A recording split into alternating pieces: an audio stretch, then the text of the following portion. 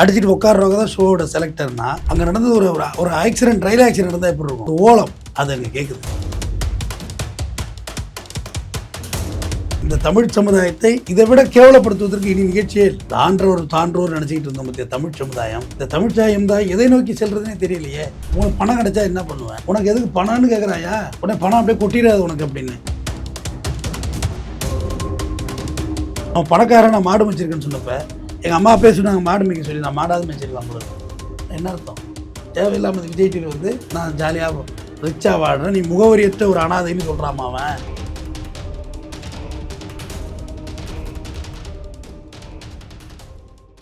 இன்று நம் நிகழ்ச்சியின் சிறப்பு விருந்தினர் அட்வொகேட் ஆர்.எஸ். தமிழ்வேந்தன் அவர்கள் இணைந்துள்ளார். வணக்கம் சார். வணக்கம். காமன் மேன் அப்படின்ற பிக் பாஸ் அந்த எபிசோட் வந்து இப்போ போயிட்டு இருக்கு சார், தி காமன் மேன் ஷோ அப்படின்றது. இந்த தலைப்பிலேயே பல பேருக்கு வந்து பல கேள்விகள் எழுது. காமன் மேன், அதாவது மற்றவங்களையும் செலிபிரிட்டிஸ் ப்ளஸ் இப்போ காமன் பீப்புள்ஸை வந்து நீங்கள் ஒப்பிட்டு ஒரு ஷோ பண்ணுறீங்க. அதாவது அவங்களுக்கு ஏற்ற மாதிரி இவங்களையும் பண்ணணும்ல, இந்த ட்ரீட் பண்ணுற விதம் இருக்கு இல்லையா, அது வந்து இப்போ பேசப்பட்டு வருது சமூக வலைதளங்களில். இந்த ஷோவோட அந்த எபிசோட் பார்த்துருப்பீங்க 2. அதில் பார்த்தீங்கன்னா பல தள்ளுமுள்ளுகள், சண்டைகள் நடக்குது. இந்த ஷோவை எப்படி பார்க்குறீங்க சார் நீங்கள்? இல்லை, காமன் மேன்னா இப்படி தான் இருப்பாங்கன்னு ஒரு மித்தை கட்டமைக்கிறானுங்கல்ல அயோக்கிய பசங்க. தப்பு இல்லை இது. காமன் மேன்னா அடிச்சுக்குவாங்க, இந்த மாதிரி தான் ஒரு ஒஸ்ட்டாக சத்தம் போட்டுக்குவாங்க, அவங்க தனக்கு தேவையான பொருளுக்காக எப்படி வேணுமோ டீல் பண்ணுவாங்க, எவ்வளோ ஒஸ்ட்டாக வேணுமோ இறங்குவாங்கன்னு அவன் ஷூட் பண்ணுறான். ஸ்கிரிப்ட் தானே இதெல்லாம். அப்போ அதை நான் பிளாஸ்டிக் நாற்காலியை கொடுத்து அடிச்சுக்கிறது. மியூசிக்கல் சேர்னு ஒன்று சொல்லுவாங்க கிராமத்தில், அது ஒரு அறிவார்ந்த விளையாட்டு. பாட்டு ஓடும், சுற்றிக்கிட்டே வரும். 5 பேர் சுற்றுறோம்னு 4 நாற்காலி இருக்கும். ஒருத்த அவுட்டு. அடுத்து ஒரு நாற்காலி கேட்டுவாங்க, 4ல் 3, அடுத்து 3ல் 2, 1 வெற்றி. ஆனால் இது அப்படி இல்லை. ஒரு ரூம் நிறையா ஒரு 100 பேரை விட்டுட்டு அதில் ஒரு 40-50 நாற்காலியை விட்டுட்டு அடிச்சுட்டு உட்காடுறவங்க தான் ஷோவோட செலக்டர்னா அங்கே நடந்தது ஒரு ஆக்சிடென்ட், ரயில் ஆக்சிடென்ட் நடந்தால் எப்படி இருக்கும்? ஒரு ஓலம் அது அங்கே கேட்குது.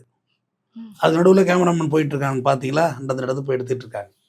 இது வந்து இந்த தமிழ் சமுதாயத்தை இதை விட கேவலப்படுத்துவதற்கு இனி நிகழ்ச்சியே இல்லை.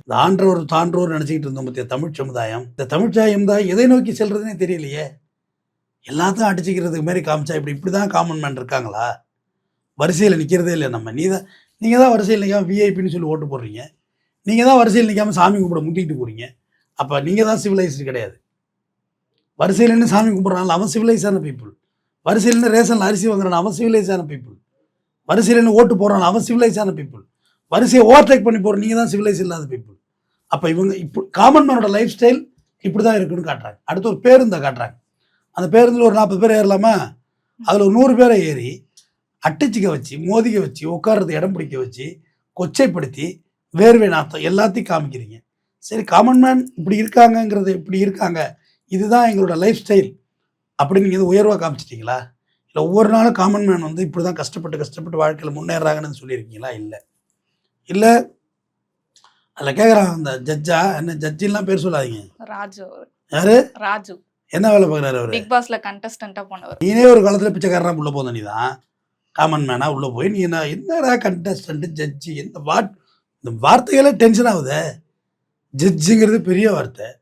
அவங்க வந்து உனக்கு பணம் கிடைச்சா என்ன பண்ணுவேன்? உனக்கு எதுக்கு பணம்னு கேட்குறாயா? உடனே பணம் அப்படியே கொட்டிடாது உனக்கு அப்படின்னு. இவனை ஸ்கிரிப்ட் என்ன பேச சொல்கிறான் இந்த காமன் மேன்னா, நான் ஆல்ரெடி பணக்காரன் தான், நான் 5 மாடு வச்சுருக்கேன், 2 கறக்குது மறுபடி மாடு அப்படின்னு சொல்கிறான். இது ஸ்கிரிப்ட் தானே. ஆல்ரெடி நான் பணக்காரன்னா என்கிட்ட ஒரு 100 கோடி ரூபா பணம் இருக்குங்க, உங்கள் பணம்லாம் எனக்கு தேவையில்லை, உங்கள் பணத்தை வாங்கி நான் ஏதாவது ஏழை எளிய மக்கள் கொடுத்துட்டு போகிறேன்னு சொல்கிறது தான் கெத்து. அந்த மாடு வச்சுருக்கேன்னு சொல்கிறது உன்னை கேவலப்படுத்துறது இல்லை. அந்த ஷோ முன்னாடி உன்னை வைக்கப்பட கூனி குறுக வேண்டாமா? நீ மாடு வச்சுருக்கிறது கூனி குறுக வேண்டாம். நான் ஃபுல் ப்ளே நானே பணக்காரன் தான் சொல்லிட்டு 5 மாடோட ஒருத்தர் என்ன 5-8-40 4 லட்சம் ரூபா. அந்த மாடு 80,000 ரூபா போட்டால் கூட இல்லை 40,000 ரூபா போடுங்க, 5-22 லட்சம் ரூபா. அந்த மாடை வச்சு தான் பணக்காரன்னு சொல்ல வைக்கிறது அசிங்கமா இல்லையா உங்களுக்கு? இது பேர் ஷோவா? அது பேர். அதுக்காக ஒரு பதில் சொல்றாரு, அப்ப நானும் மாடே மேய்ச்சிருக்கலாம் போல அந்த விஜய் டிவி. எவ்வளோ அசிங்கப்படுத்துறான் தெரியுதா? நான் தேவையில்லாமல் இந்த விஜய் டிவியில் வந்து உன் லைஃப் ஸ்டைலு காலம்புறா ஏசி கீழே உட்காந்துருக்க, உன் வருமானம் வேற, உன்னோட லைஃப் ஸ்டைல் வேற, உன்னோட குத்தாட்டம் வேற, நீ சந்திக்கிற கதாநாயகெல்லாம் வேற, உன் லைஃப் ஸ்டைலே வேற, என் வாழ்வியல் முறையே வேற. என்ன டெய்லி கஷ்டம்தான், பசி தான், பட்டி தான், வேர்வனத்தை தான், இதுதான் எங்களோட வாழ்க்கை முறை. ஆனால் நீ என்ன சொல்கிற? நான் அவ்வளோ அசிங்கப்படுத்துகிறான் பாரு.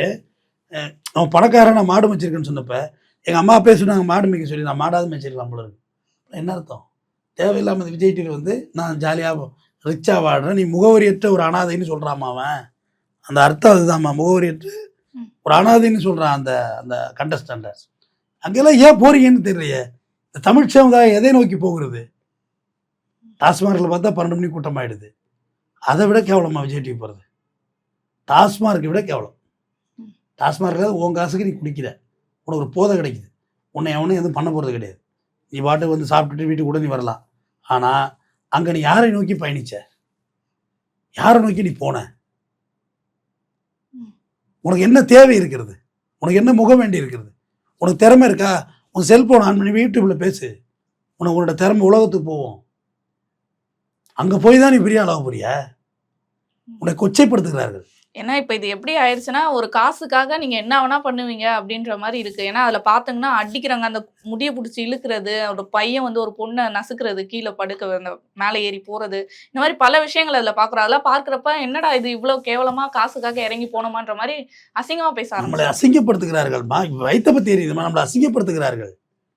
நம்ம இந்த மிடில் கிளாஸ் பீப்புள்ஸ் நீங்கள் இப்படி தான் இருப்பீங்க அப்படின்னு இந்த பெரிய பணக்காரன் சொல்லுவான்ல, அந்த இந்த பணத்தை அள்ளி வீசுவாங்கம்மா, அதை எடுக்கிறதுக்கு அடிச்சுக்குவாங்க தெரியுங்களா? பார்த்துருக்கீங்களா? நான் கோயில் கோபுரத்துலேருந்து அள்ளி வீசினா கூட தொட மாட்டேன். அப்படின்னு காசை போய் அடிச்சுக்கிட்டு நம்ம எடுக்க வேண்டியது இருக்கு. உபாசத்தை போய் வீசுகிறாங்களா, அதை கூட தொட மாட்டோம்மா. அதெல்லாம் தேவையில்லாது. ஏன்னா சுயமரியாதையோடு வாழுங்க. நீ சாமி கும்பிடாம போ, நீ பிக் பாஸ் போ, பாழா போ, தெத்து போ, ஆனால் சுயமரியாதையோடு வாழ பழகிக்க. இந்த சுயமரியாதைக்காக தான் எல்லாரும் இவ்வளோ விலை கொடுத்துருக்குறோம். அது சுயமரியாதை இல்லை தொழில்மா. அது பிக் பாஸில் போய் யார் பெரிய ஆளானா? இந்த ஓவியா பத்திரம்ல சதகதையெல்லாம் போட்டுருச்சு உடம்பு. அது பட வாய்ப்புகளே ஒழிஞ்சு போச்சு. அதுக்கு அது வந்த சீசனில் வந்தது இன்னொரு 20 படம் அவங்க எடுத்து. இப்ப ஜட்ஜு சார் இதுக்கு அவங்களும் ஜட்ஜுங்கிற வார்த்தையை தூக்கி எங்கிட்ட வீசுமா? எந்த ஜட்ஜு சிலிவிலஸோட உட்காந்துருக்காங்க பார்த்தியா? கோர்ட்டுக்கு போயிருக்கியா நீ? நீதிபதியா நீ? நீதிபதி இப்படி தான் பர்சனல் கிரிட்டிசிசம் பண்ணிட்டு உட்காந்துருக்காங்களா? பப்ளிக் ப்ராசிக்யூட்டருங்க, நீதிபதினா அரசு வழக்கறிஞரோட எங்க? அது என்ன கோர்ட்டாது? சூட்டு செட்டு. மாதம்பட்டி ரங்கராஜ் கூட தான் ஒரு ஜட்ஜு. நல்லா இருக்கா? சொல்லுங்க. சினேகா கூட தான் ஒரு ஜட்ஜு. சினேகா ஜட்ஜு. நல்லா இருக்கா? சொல்லுங்க. லட்சுமி ராமகிருஷ்ணன் கூட தான் ஒரு ஜட்ஜு. சொல்லுங்க. திரைப்பிரபலங்கள் எல்லாம் ஜட்ஜா? பிரசாந்த் கூட தான் ஒரு ஜட்ஜு. ஜட்ஜா? அப்ப அந்த ஜட்ஜுக்குன்னு ஒரு வரைமுறை இல்லை. நீங்க வந்து செலிபிரிட்டி ஃபேமஸ்னா ஜட்ஜா இருக்கலாம். இருக்கலாம். என் கூட நான் கூட ஒரு விளம்பரதாரர் ஸ்பான்சர் பண்ணால் நான் கூட நாளைக்கு ஜட்ஜு தான். ஆச்சி மசாலா மாரி பூச்சி மசாலான்னு சப்ளை பண்ணேன்னா நான் தான் போய் உட்காந்துருப்பாங்க. ஆனா அதுல போற இன்ஃப்ளூயன்சரால பங்கேற்றவங்க மொத்தமா ஒரு 50 பேர் சார். 50 பேர்ல ஒரு 30 பேரை செலக்ட் பண்றது தான் இந்த கேமோட கான்செப்ட். அவங்கள வந்து எதுக்காக செலக்ட் பண்றாங்க? அவங்க வந்து பிக் பாஸுக்கு கண்டென்ட் தரணும். உங்களால பிக் பாஸுக்கு வந்து பயனுள்ளதா இருக்கணும். நீங்க எங்களுக்கு என்ன தருவீங்க அப்படின்றது தான் இப்ப இந்த போட்டி செலக்ஷன் எல்லாமே. நீங்க எங்களுக்கு கண்டென்ட் தந்தா தான் நாங்க உங்களுக்கு காசு தருவோம்ன்றாங்க. இதை எப்படி பாக்குறீங்க? அதுவும் இல்லாம அங்க பங்கேற்றவங்க இவ்வளவு சண்டை நடந்திருக்கு. வெளியே வந்து பெருமையா பேசுறாங்க சார். நாங்க வந்து எங்களுக்கு தொடர்ந்து சப்போர்ட் பண்ணுங்க. இன்னும் ரவுண்ட்ஸ்ல நிறைய இருக்குது. இந்த மாதிரிலாம் நாங்க அடிச்சுக்கிட்டோம். இந்த மாதிரி என் குடும்பியை பிடிச்சி இழுத்தாவ என்னோட மேலே ஏறி நின்னாங்கன்றத பெருமையா சொல்றாங்க. இதெல்லாம் எப்படி பாக்குறீங்க? அதோட வாயில் பிளேட் வச்சு துப்ப சொல்லுங்க. போடும் பிளேட் வச்சு போடும், அங்கிட்ட அங்கிட்டு கோடு போடும். காரி துப்புதல் ஒரு போட்டி வைக்கலாமா? நல்லா இருக்குல்ல அது. காரி துப்பணும், எவ்வளோ எச்சி வருதுன்னு பார்க்கணும். மூஞ்சில் நெத்தில் துப்பிவிடையே வழியணும் எச்சி. அப்படி ஒரு போட்டி வைங்க. துணிமணியெல்லாம் கிழிச்சிக்கிட்டு ஓடுறதுன்னு ஒரு போட்டி. தட்டுப்பட்டு துணிமணி கிழிச்சிட்டு ஓடுறது, தலைமையரை பிச்சுட்டு ஓடுறது, தெருவில் உட்காந்து பிச்சை எடுக்கிறது, சிகரெட்டில் போய் பிச்சை எடுக்க விட வேண்டியது. கண்டஸ்டண்ட்டை யார் அதிகமாக பிச்சை எடுத்துருக்காங்களோ அவங்க தான் வெற்றியாளர். சொல்லுங்கள். பிக் பாஸை கூட்டிகிட்டு போய் ஒரு தஞ்சாவூர் மாவட்டத்தில் ஒரு ஏக்கரை இடத்தெடுத்து வச்சு விவசாயம் பண்ணுங்கள். 100 நாள் 120 நாள் ஹார்வெஸ்ட் பண்ணலாம் தம்பி. 100 நாள் விவசாயம் பண்ணுங்க. அது ஒரு விவசாயத்தையும் மரியாதை கொடுத்த மாதிரி இருக்கும். உங்கள் ஷோவும் நல்லாயிருக்கும். டிஆர்பி ரேட்டு நல்லா குனிஞ்சு நெனிஞ்சு நாற்று நட விட்டிங்கன்னு வைங்க. ஓவியாவில் நல்லா படிக்க பார்ப்பாங்கல்ல. நாற்று நட சொன்னம்மா, நீ வேறு எதாவது அர்த்தத்தில் சிரிக்கி டபுள் மீனிங்லேயே சிரிக்கும் இந்த அம்மா. இப்போ வந்து நல்லா குனிஞ்சு நாற்று நட சொல்லுங்க. அப்புறம் வேறு என்ன செய்யலாம்? குனிஞ்சு களை எடுங்க. வேறு என்ன செய்யலாங்க? பாத்தி கட்டுங்க. நல்லா நைட்டியை நல்லா கையில் மாரி கட்டிட்டு வாக்கியா வெட்டி தண்ணி வைங்க. விவசாயமும் பெருமை அடையும், உங்கள் நிகழ்ச்சியும் பெருமை அடையும். விவசாயிக்காவது 4 பேர் பொண்ணு கொடுப்பான். அப்போ எல்லாம் சரி. பொண்ணு கொடுக்க எம்பிஏ படிச்சிருக்கா, விவசாயம் பண்ணுறான், பொண்ணு கொடுக்க மாட்டான். என்ன காரணம்? சோறு திங்கிறீங்கள? விவசாயம் தானே, அங்கே இருந்தானே சோறு வருது. ஆனால் பொண்ணு கொடுக்க மாட்டோம். இதெல்லாம் வந்து ஒரு கலாச்சார சீர்கேடான விஷயம். அது ம். இலவசம் வந்து தப்புன்னு பேசுகிற இதே பீப்புள்ஸ் தான் நீங்கள் அங்கே போய் நிற்கிறீங்க. உங்களோட சுயமரியாதை பாதிக்குதுன்னா அந்த இடத்துல எங்கேயுமே இருக்காது. ஏன்னா இப்ப நம்ம காமனா நம்மளே போனோம் அப்படின்னா, ஒரு இடத்துக்கு போறோம்னா நம்ம மரியாதையை உயர்த்திக்கணும் அப்படின்றதுக்காக மட்டும் தான் ஒரு நிகழ்ச்சிக்கோ, எதுக்கோ போவோம். ஆனா இவங்க மரியாதையே விட்டுட்டு அந்த நிகழ்ச்சிக்கு போறாங்களே, அப்ப இது சமுதாயத்துக்கு என்ன சொல்ல வராங்க? மா ஒரு ஒரு இப்போ இந்த இதில் பேசுகிறோமா, பல பேர் திட்டுறாங்களா, ஒன்று நம்ம நினச்ச கருத்தை பேசணும். இன்னொன்று நம்மளோட சோஷியல் சொசைட்டி ரெஸ்பான்சிபிலிட்டியை அதிகப்படுத்திக்கிறோம்.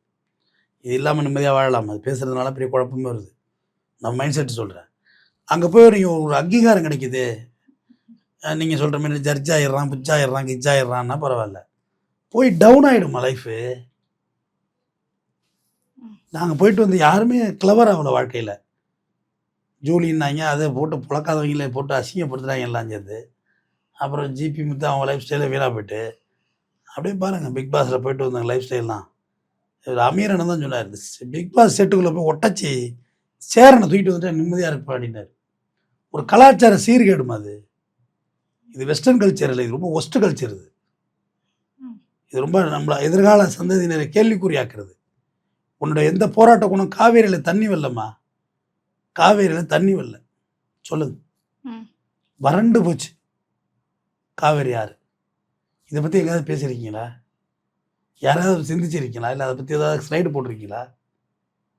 அன்றாட நான் வாழ்வியலில் மனிதன் தினம் பார்த்தா கஞ்சாவில் கொலையுங்களையுமா மாணவர்கள் செத்துக்கிட்டு இருக்கா. அதுக்கு ஏதாவது உங்கள்கிட்ட ஐடியா இருக்கா? எந்த சமூக அக்கறையும் இல்லாமல் தரிகட்ட சமுதாயம் ஒன்று உருவாக்கி கொண்டிருக்கிறார்கள். தொடர்ந்து பேசுவோம்.